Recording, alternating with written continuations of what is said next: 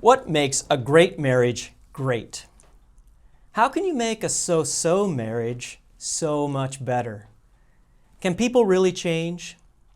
Can your marriage be different so that there is a tenderness in your heart for your spouse like it once was, with a greater depth of feeling and joy and fun and warmth?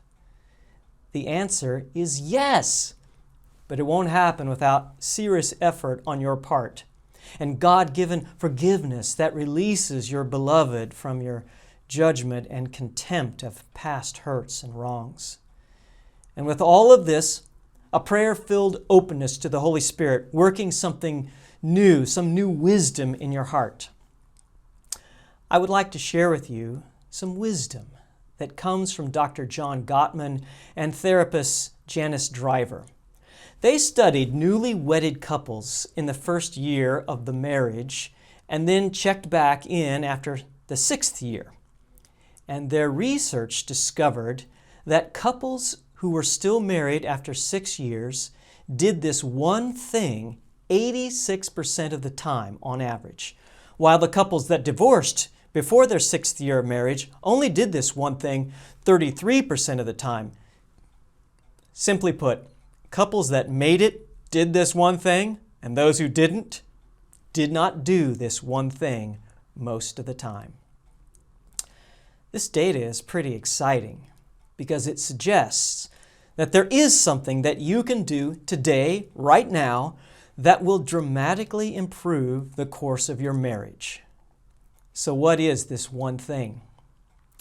The one thing is all about how you respond to each other's small bid for attention.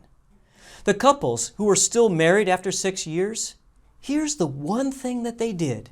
They turned toward each other 86% of the time when there was a bid for attention, while the couples that divorced only turned toward each other 33% of the time.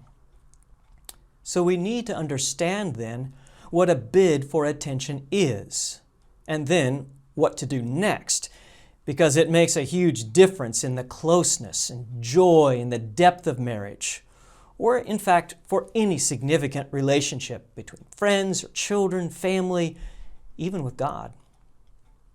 The Gottman Institute came up with a list of 14 examples that illustrate what a bid for attention looks like. Pay attention to what I say. Respond to my simple requests. Help or work with me. Show interest or excitement in my accomplishments. Answer my questions or requests for information. Just chat with me. Share the events of your day with me. Respond to my joke. Help me de-stress. Help me problem solve. Be affectionate. Play with me. Join me in an adventure. Join me in learning something.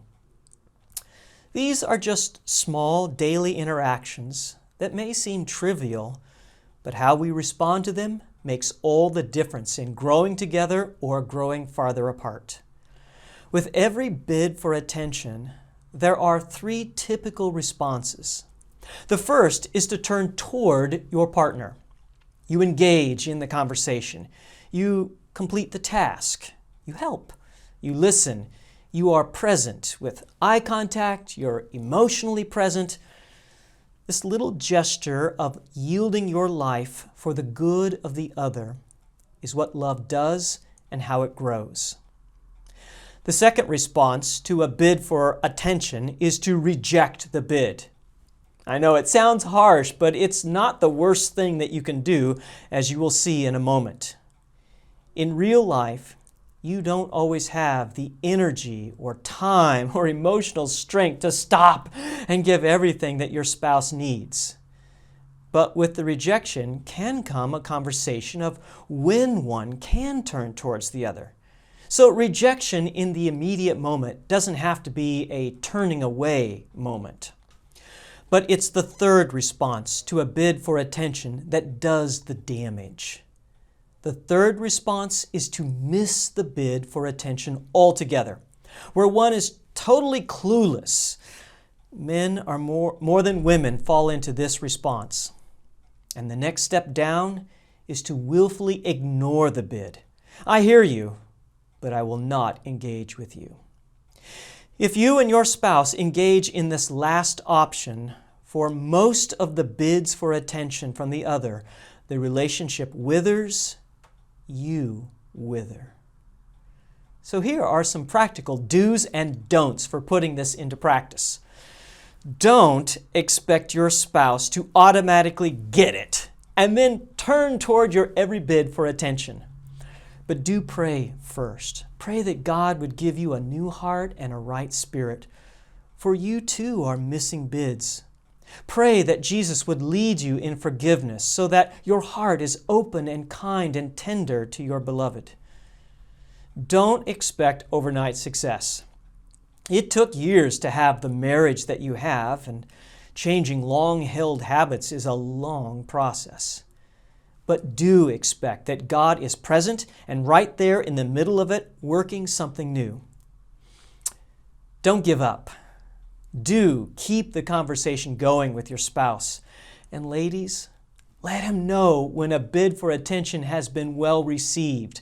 Most men work well with affirmation. Check in with each other about the bid, because sometimes the bid is missed because of ignorance or just not hearing it or misunderstanding and not meanness. So keep the conversation light and easy. And finally, have fun with this.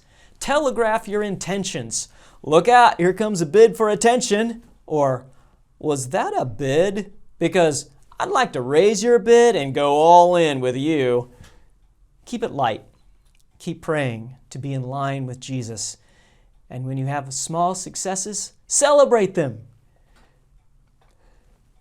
If you found this information helpful, then pass it along and share the link. And if you would like to see more of these, then let me know.